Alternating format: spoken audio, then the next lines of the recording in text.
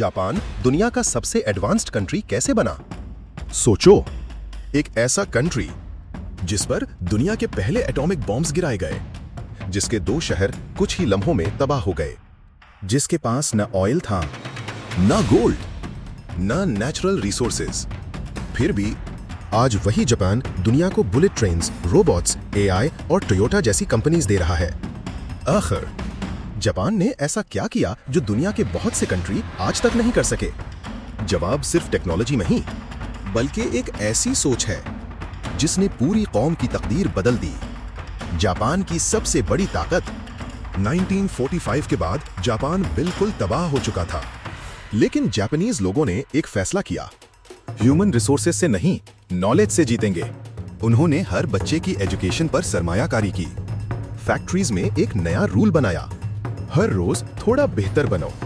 इस फिलॉसफी को जापानीज में कहते हैं काइजेन।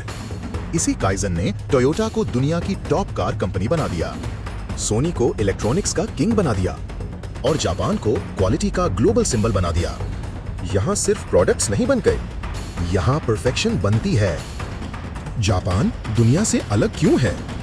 जापान की बुलेट ट्रेन सिर्फ फास्ट नहीं, इतनी पंक्चुअल है कि अगर कुछ सेकंड्स भी लेट हो जाए तो कंपनी ऑफिशियली माफी मांग लेती है। जापान के स्कूल्स में बच्चे अपनी क्लासरूम्स खुद साफ करते हैं। उन्हें सिर्फ मैथ्स और साइंस नहीं, डिसिप्लिन और रिस्पॉन्सिबिलिटी भी सिखाई जाती है।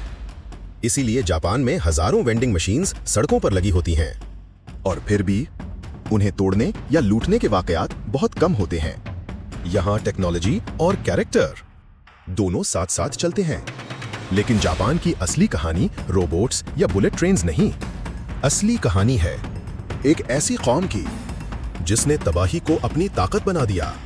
जापान ने दुनिया को यह साबित कर दिया कि किसी कंट्री की असली दौलत ऑयल, गोल्ड या नेचुरल रिसोर्सेज नहीं होते।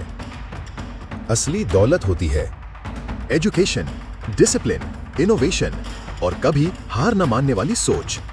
शायद इसीलिए जापान सिर्फ एक कंट्री नहीं, बल्कि पूरी दुनिया के लिए एक लेसन है। और अब सवाल आपसे, अगर जापान जीरो से उठकर दुनिया का सबसे एडवांस्ड कंट्री बन सकता है, तो क्या कोई और कंट्री भी ये कर सकता है?